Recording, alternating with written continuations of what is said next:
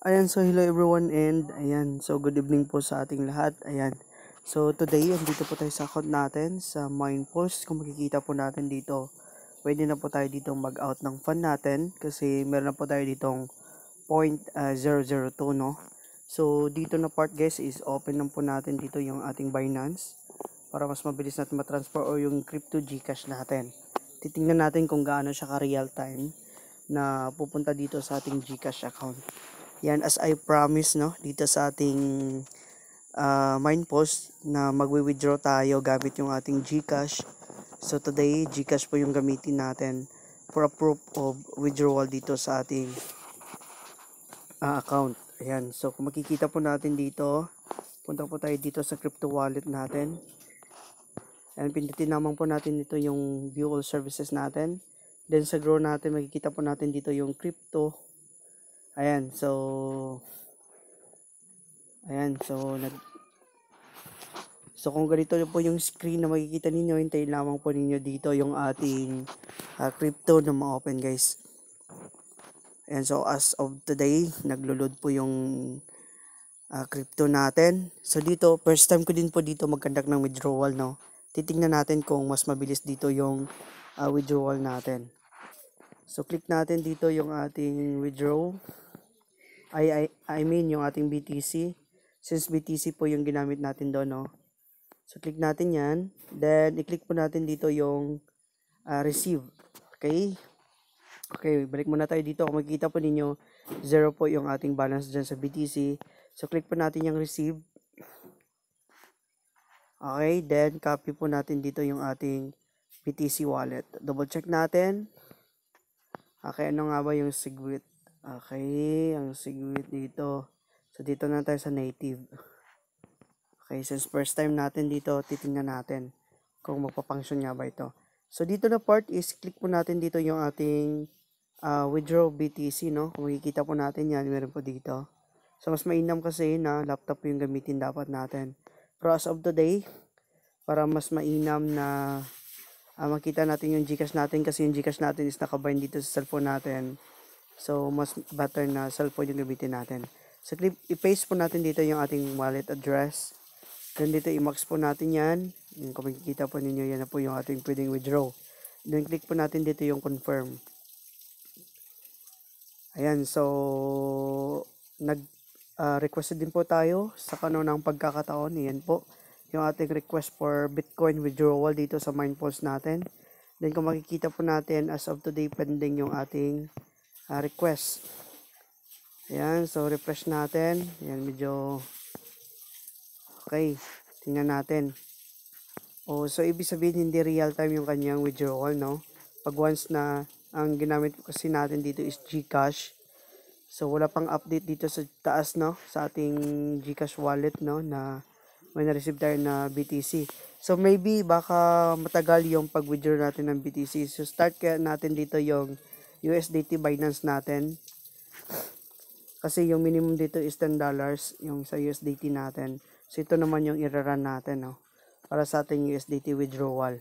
So busin natin to lahat guys, no? Pag once na naabot na natin yung limit na minimum yung withdrawal niya is $10. So ito po yung ipapara natin dito. So ayan, as of today, wala pa po ditong na-receive yung ating account ng BTC. So balikan natin yon yung ating BTC dito. And kung makikita po natin, walang balance na na-receive dito, no? Okay, so hindi siya real time guys, yung ating withdrawal pag once na dito tayo sa crypto ng GCash nag-withdraw.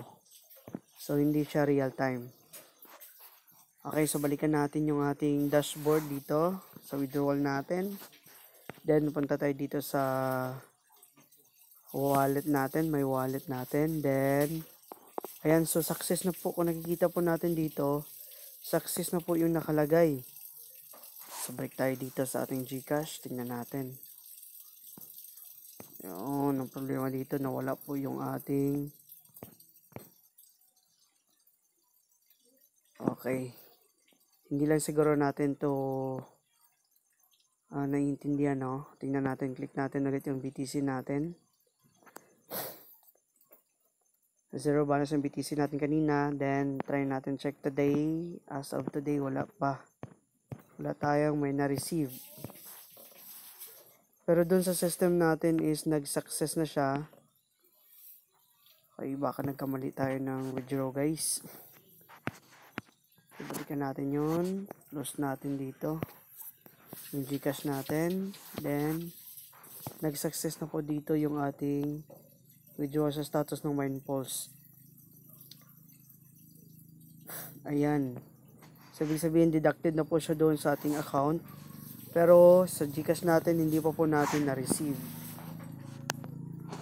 And so, at least naka-screenshot tayo. Then, at least para insure ko din sa inyo, dapat nag-Binance lang tayo kanina guys, no? Para nakita natin yung arrival ng ating fund, no? Pag once na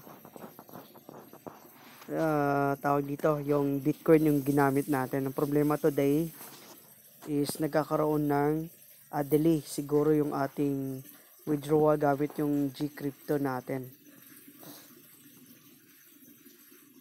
Ayan, kasi may dalawa doon na pagpipilian kanina. Ang problema doon, baka hindi compatible yung ating trusted wallet, no, sa ating account. Okay na, sige lang, titignan natin today. So, wala pa din na-trade dito sa ating account. Kung makikita po natin, zero pa din yung ating trade button. So, dito, tingnan natin ulit yung ating BTC. Okay, I guess wala pang laman. Ayan, wala pang laman yung ating BTC. So, ibig sabihin nito is, wag po kayong gagamit ng BTC, no? Kasi dito sa part na to, is hindi po natin na-receive yung BTC natin. Ayan. So, maybe, update ko kayo bukas siguro. Baka ma-receive natin to. Then, try natin double check sa email natin later. Kung na-receive na nga ba natin dito yung ating na-request na withdrawal. So, dapat talaga dito is Binance po yung gamitin natin for our withdrawal, no? So, Binance po sana. Para makita natin na nag-reflect siya sa ating account. So, dito is open natin yung email natin. Kasi dito din natin makikita yung ating transaction history sa ating email, no? So, ito yung email natin. Tingnan natin kung may nag-email dito sa ating account na nag-conduct tayo ng withdrawal dito sa ating MinePulse. Okay, so as of today, walang update yung ating email. Then, punta tayo sa spam natin. Baka dito pumunta. Okay, wala pa din. Ayan, kung makikita po natin, walang update yung withdrawal natin. Pero mas mabilis yung kanyang tawag dito. Yung kanyang pag-success doon sa ating account, no? Kasi nag-reflect agad doon sa system na success agad. Ang problema dito sa ating Gcash is hindi natin na-receive. And so, wala tayong update na nakuha. Again, wag po ninyo gamitin yung inyong tawag dito, yung inyong na-withdraw